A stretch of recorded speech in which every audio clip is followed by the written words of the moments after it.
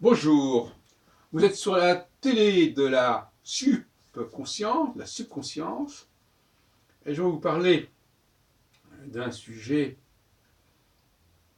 qui est lié à l'épistémologie et à la position de Karl Popper concernant la dimension scientifique des savoirs. Vous savez qu'il met en avant la question de la falsifiabilité, c'est-à-dire de la possibilité pour un savoir d'être pris en défaut.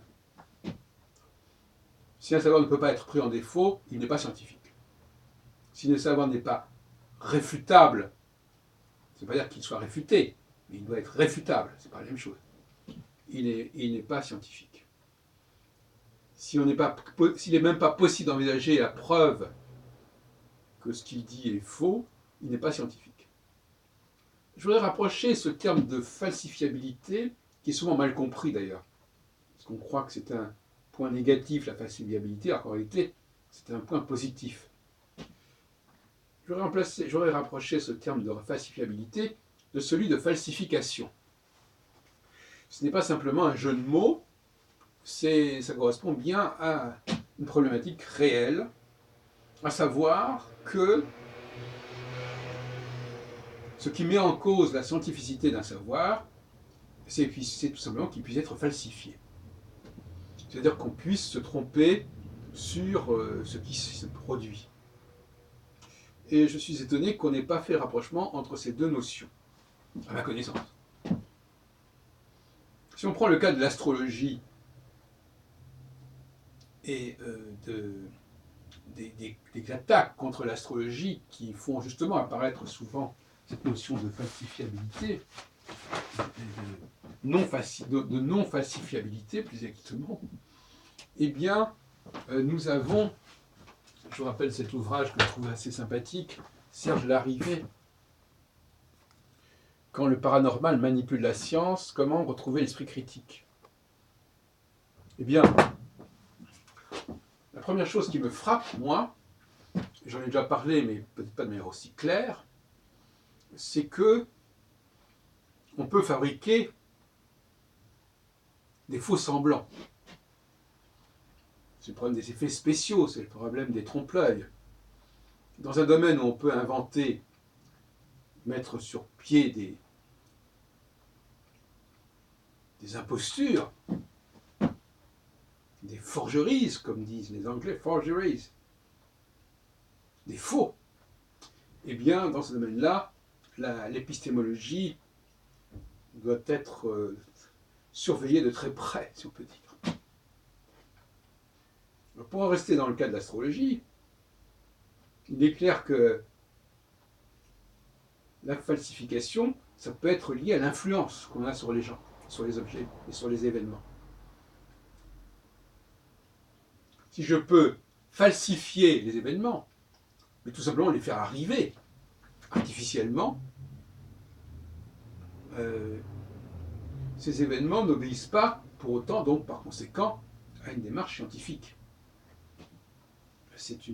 On est dans une démarche créatrice, si on veut. On peut créer de faux événements, on peut mettre sur pied de fausses représentations.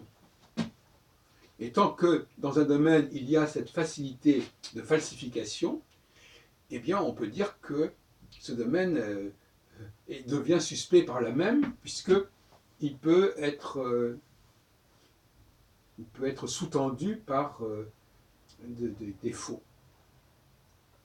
C'est intéressant parce que moi-même j'ai consacré énormément de temps au niveau de l'histoire des contrefaçons, et donc par conséquent, la rencontre entre ma recherche sur les contrefaçons et ma recherche sur la scientificité de l'astrologie, ces deux champs se rejoignent et se renforcent mutuellement, ce qui est tout à fait intéressant.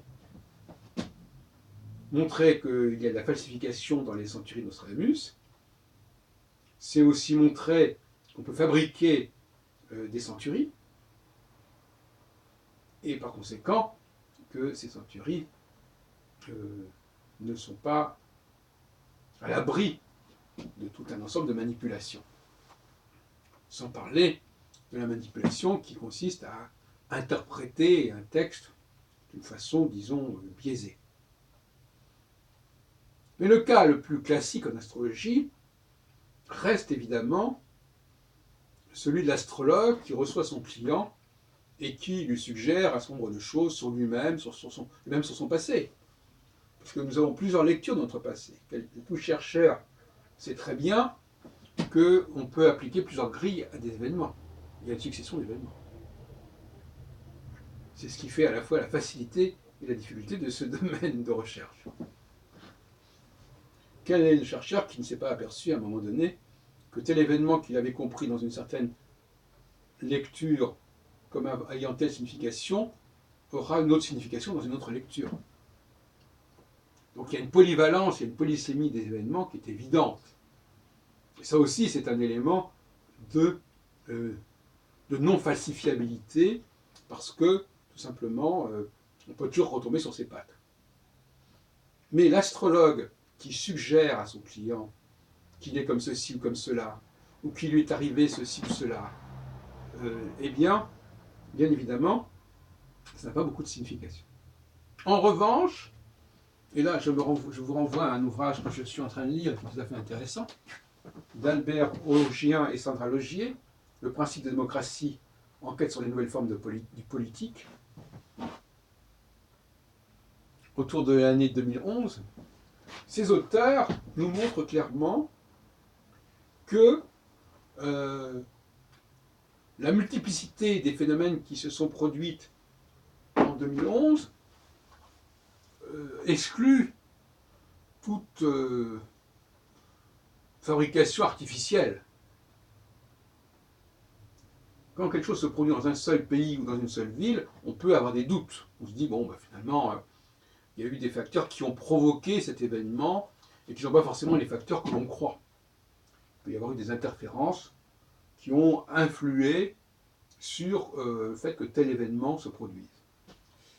C'est le problème du contexte. Contexte favorable qui peut donner l'impression que telle loi fonctionne, alors qu'en réalité, c'est seulement le contexte qui le permet. En revanche, lorsque, comme disent les auteurs,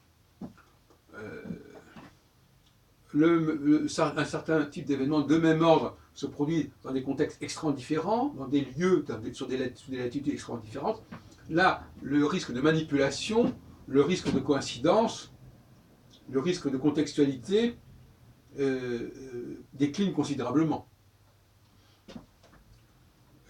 Donc, les grands nombres permettent d'éviter les résultats heureux et fortuits du petit nombre. Comme on dit, une hirondelle ne fait pas le printemps, un événement significatif ne fait pas une loi. Il faut bien plus que cela. Et, comme disent les auteurs, il faut que le contexte diffère pour faire apparaître cette loi. Si on est dans la même contextualité pour tous les événements qu'on veut décrire, là on peut se poser des questions en se disant finalement c'est la contextualité qui l'a emporté. Donc, tout ce qui peut être fabriqué par l'homme au niveau conscient, tout ce qui peut être induit artificiellement est suspect sur le plan de l'épistémologie. C'est-à-dire que ce n'est pas concluant. Dès lors qu'on échappe à ce niveau de conscience immédiate pour des phénomènes beaucoup plus profonds, beaucoup plus globaux, là, effectivement, la falsifiabilité est plus grande. C'est-à-dire qu'à ce moment-là,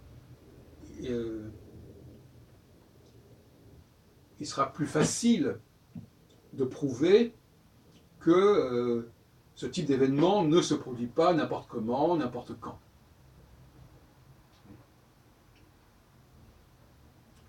Plus généralement, il y a ce que j'appelle la marge de manœuvre. C'est-à-dire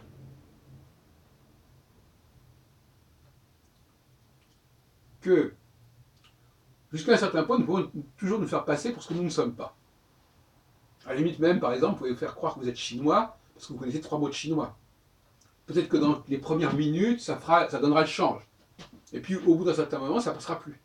Mais il y aura quand même une petite marge de manœuvre. Mais dans la plupart des cas, c'est comme ça. On peut faire semblant, on peut faire croire, on peut donner le change. Jusqu'à un certain point. Et justement, la question, c'est jusqu'à quel point. Et là, évidemment, avec le progrès technologique, ça peut aller très loin. Par exemple, le fait simplement de lire. Je sors d'un office religieux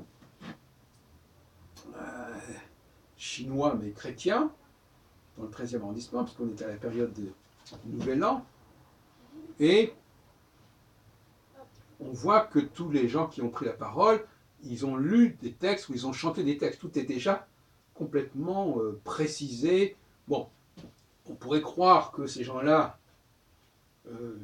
improvisent ou qu'ils disent des choses qu'ils connaissent. En réalité, ils savent surtout lire. Leur connaissance, leur compétence, c'est surtout la lecture. Et le fait de pouvoir lire quelque chose, de laisser quelqu'un lire un texte, c'est déjà suspect. En revanche, si vous interdisez aux gens de lire des textes ou de lire une partition, il y a déjà moins de doutes. Donc il y a des éléments qui viennent aggraver la suspicion. Quelqu'un qui met un texte devant lui, pour moi déjà, son crédit au niveau de l'authenticité, il aura faibli de 80%. Toute apparition d'un texte à lire ou à déchiffrer est pour moi la marque d'une forme d'imposture. Bon. Donc c'est ce que j'appelle la marge de manœuvre. Et souvent, certaines personnes qui veulent démontrer quelque chose, par exemple, dans le nouveau sociologie, qui veulent démontrer que les femmes peuvent faire la même chose que les hommes, etc., parce que c'est aussi une théorie, ça, une théorie qui est falsifiable, et qui non seulement est falsifiable, mais qui est fausse. Eh bien, ils vont donner des exemples qui ne seront pas concluants. C'est-à-dire qui, finalement, seront trafiqués par, justement, la lecture, par un certain mimétisme, par le fait que le travail qu'on leur demande est un travail extrêmement simple que n'importe qui peut faire. Et à ce moment-là, c'est vrai que là, on va nous dire, ben oui, mais c'est vrai, il y a une égalité devant les travaux les plus simples. Il y a une égalité devant la capacité à lire un texte. Parce que quand même, le fait de savoir lire, c'est quand même pas... il ne faut pas sortir de Polytechnique pour savoir lire un texte. Sauf dans une langue qu'on ne connaît pas. Mais dans la langue qu'on connaît, ce n'est pas un problème majeur. Donc, voyez-vous, il y a ainsi toute une possibilité de manœuvre pour se faire passer pour ce qu'on n'est pas. Et ça aussi, ça relève de la falsifiabilité. Donc pour conclure, la question popperienne de la falsifiabilité, c'est-à-dire le fait que l'on puisse prouver que le résultat obtenu est un résultat factice, eh bien, ça vient de la possibilité de prouver qu'il y a contrefaçon, qu'il y a imposture, que quelqu'un s'est fait passer pour ce qu'il n'était pas, qu'il y a eu des influences qui ont joué et qui ont abouti à un certain type de comportement. Tout ça, ce sont des éléments qui vont affaiblir le statut scientifique de ce qu'on nous propose.